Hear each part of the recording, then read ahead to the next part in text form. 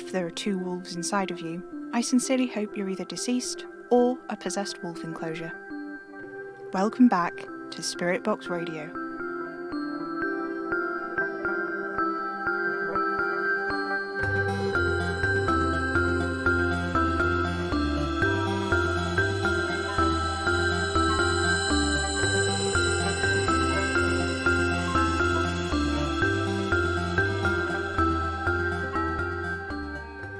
Hello, faithful listeners. I hope those of you in the Northern Hemisphere are enjoying the time of the winter solstice, and those of you in the Southern Hemisphere are enjoying the height of summer. Aren't seasons weird? Anyway, this is an obligatory reminder that pentagrams should be removed from the tops of trees before burning. If you've brought a real fir or pine tree into your home for the festive period and you've been experiencing any arcane disturbances, try making a salt ring around the base of the tree. Any old table salt will do, just make sure you don't leave any gaps. If you have pets like I do, it can be challenging to keep salt lines unbroken, so a good tip is to drizzle a line of PVA glue on the ground in a circle and pour the salt on that. Pets might still be interested, and consuming a lot of salt can be bad for them, so you'll need to be vigilant. And also, pouring PVA glue onto hardwood or carpet is probably going to permanently damage your floors. You could try making a ring of paper around the base of the tree and pouring salt on that. The good thing about that method is that it's reusable. Just fold it up and store it away with the rest of your decorations. A more advanced version of this would be to make a tree skirt out of a piece of fabric. Make your skirt out of a length twice the width of what you need and fold it over to make a sort of giant scrunchy looking thing. Pour enough salt in that it settles at the bottom of the tree skirt in an unbroken ring, and sew closed. Make sure you arrange your tree skirt so that the salt falls in an even circle around the tree though. You'll have to watch out for the salt shifting by adjusting the skirt every few hours, as unlike with other methods, this salt line is completely hidden. Thank you all for your solstice well wishes on the forums, everyone. Kitty's away for Christmas this year, and Anna is spending the day with her fiancé, but don't worry, I won't be alone. Oliver is coming over to spend the day with me and the cats. It's going to be lovely. I actually have my sister Anna here with me today. Thanks for being here, Anna. I have no clue how you managed to talk me into this. Me neither, to be honest, but I am glad you're here. Well, thanks. What do you even want me to do? I thought we could talk about the impossible house. Absolutely not. Why? It's not that I don't want to. Then what? I don't want to say the wrong thing. What do you mean? A lot happened that night, and I'm not sure how to talk about any of it. What do I say? Where do I start? How could I possibly? Well, from the discussion on the forums, it seems like you and Kitty were walking around for a while before you found me. And you said you'd been looking for me for hours. That's because we had been. Sam, I want to help you. I really do. This will help me. Now? Like this? What do you mean? On air? Yeah. I don't know where to start explaining it all, you know? But basically it's like, I think that the faithful listeners, they're sort of... It's like they can help spot things when I don't spot them. It's more than that, I think, but I don't know how to explain it. I feel more together when I'm broadcasting. I can't think as clearly when I'm not. I'm worried about you. I know. I'm worried about me too. Well, that's a start, I suppose. I worry about you too. Whatever for? I don't know. It's just... everyone else. Me, Kitty, Oliver. We all believed before we got trapped in that house. But you... I'm the resident skeptic. Exactly. Well, I'm fine. Are you? Yes. You don't seem fine. Well, I suppose I'm not. Not really, but it's manageable. And that's fine. Well, if I can help. It's fine, Sam. Okay. Well, I'm here if you want to talk about it. I used to talk to you all the time, you know. What? Yes, when you were asleep all those years, I'd go and sit with you and just talk. Kitty's not the greatest conversationalist, and talking to Em was trying to get blood from a stone, and, well, maybe this is insensitive to say, but it wasn't like you could interrupt or walk away mid-conversation, so I'd just sit, and I'd talk to you. I never knew that. No, I wondered if a part of you remembered.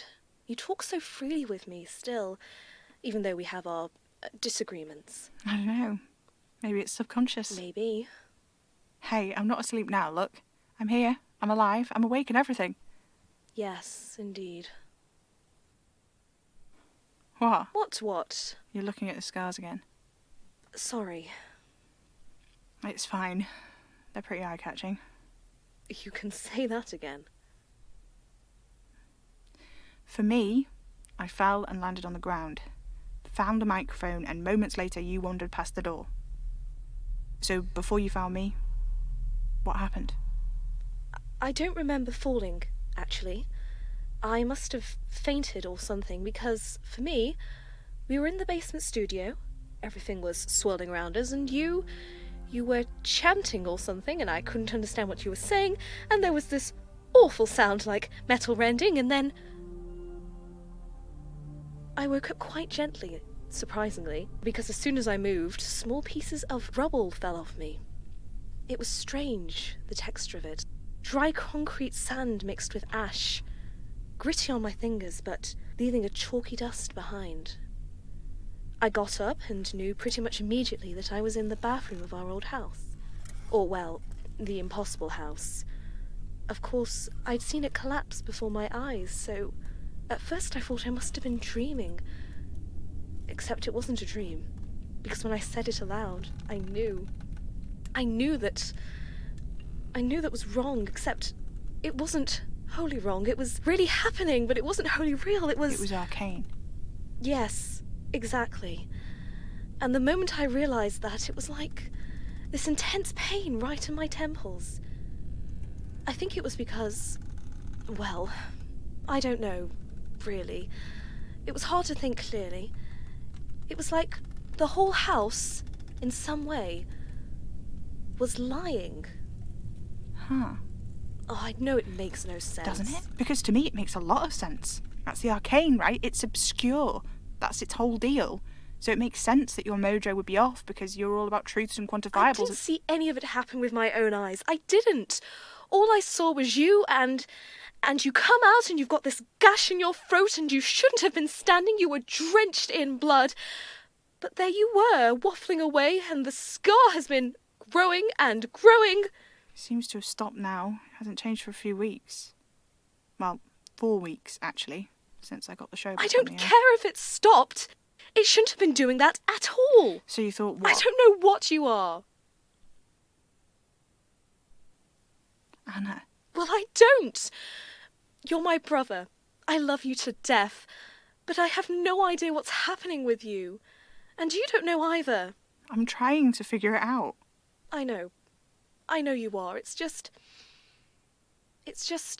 Well, I'm alive, and I'm human, and I still have absence seizures, and I still can't remember anything except the stuff directly to do with Madame Marie's arcane maze, and that's weird because I shouldn't know about that at all, because I'm certain she never bloody told me about it, and it's even weirder because I don't even know about all of it.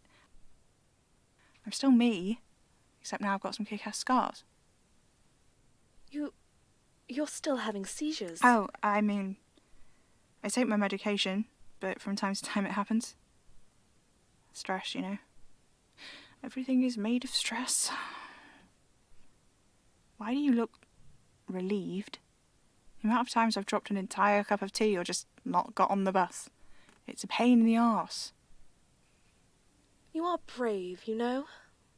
Not really. This is just my life, Anna. It's yours too. And I don't even remember half of it. Or, well, most of it. It all came out wrong. I'm sorry. It's fine. But you can talk to me about this stuff, you know? About most things, yes, but you... How do I talk to you? About you? By asking questions. How much less worried could you have been if you'd asked me questions? You're right. I know you're right. But you don't like it. I do. It's just... Oh, I completely forgot. The show is still airing, isn't it? Yeah? You agreed to come on. I know I did, but that was to talk about the house, not... Ugh, all this shit! I know. I'm sorry. I don't run my mouth off like this usually. Not when we're just having a conversation, but this... Oh, this is ridiculous. I can't bloody shut up. I should go, probably. But we've hardly started talking. The faithful listeners... I know. And I'll talk to you about it when they're not there. They're your listeners, Sam, not mine. And I don't want to do this on the air. I don't like it. I'm sorry. It's fine. It's just... It doesn't matter. I'll speak to you on Saturday. We could have lunch? I don't want to have lunch, Anna. I want to understand what's happening. Don't you want to understand? I'm sorry. I'm trying. Okay. Lunch on Saturday.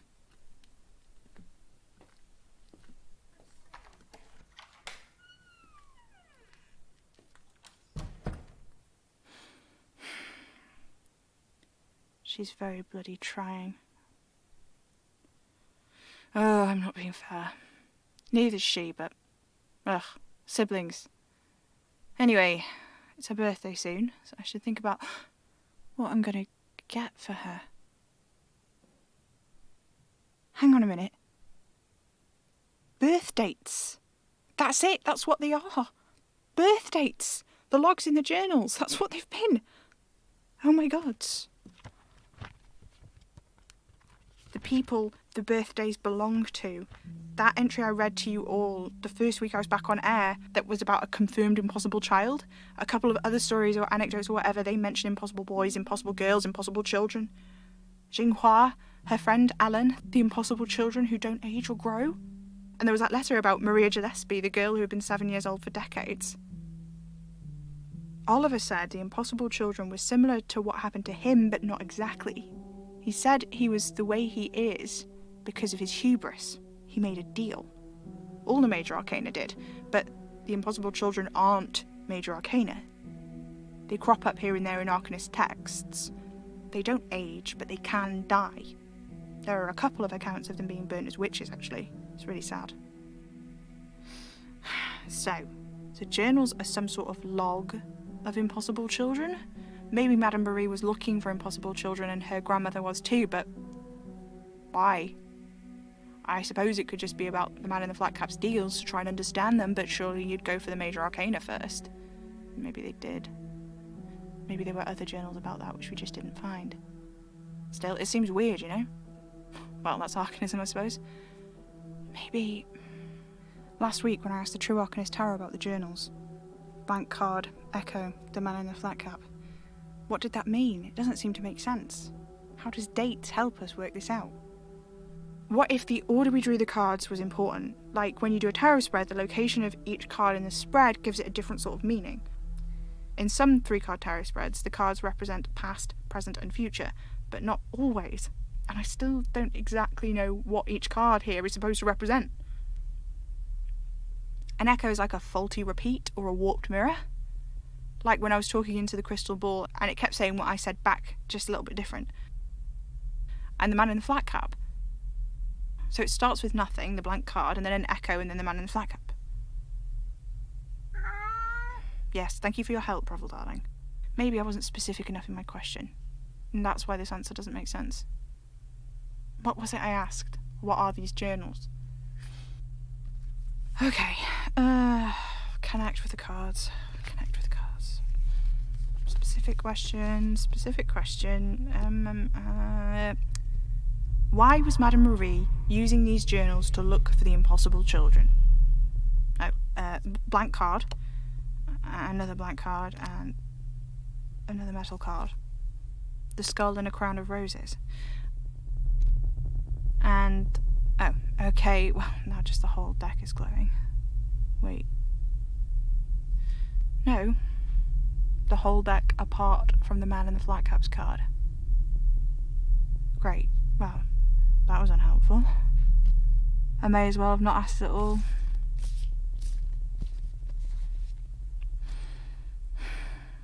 I suppose I'll ask Oliver, but I don't like to bother him with questions like this. Recently he seemed... I don't know. He seems happier, I think. Sometimes I wake up and he's making breakfast. humming a little tune. He sleeps curled up like a cat. But sometimes I catch him looking off into the distance, and it's like he's not really there.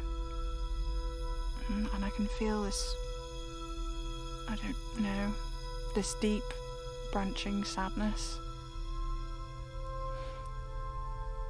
He tries to keep it from me, but he's not very good at it, and I worry. There's so much he can't say. I don't want to add to any burdens he's already carrying. I want this, us, to be as good for him as it is for me, because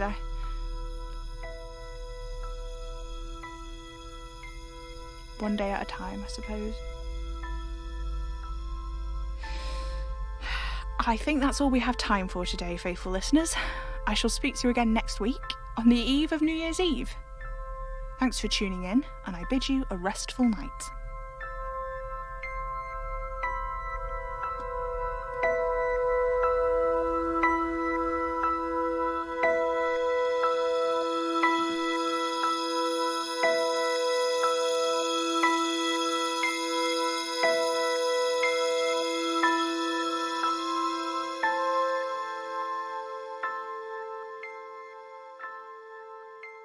Spirit Box Radio is a podcast created by Pippin Era Major, distributed by Hanging Sauce Studios under a Creative Commons non-commercial Share-alike 4.0 international license. This episode starred Pippin Era Major as Sam, Alex Paliber Richardson as Anna, and an assortment of cats as Revel. Find more info at hangingsaucestudios.com and consider supporting the show on patreon.com/Hanging Sauce Studios for early access to new episodes and shiny bonus content. Spirit Box Radio is recorded in front of a dead studio audience.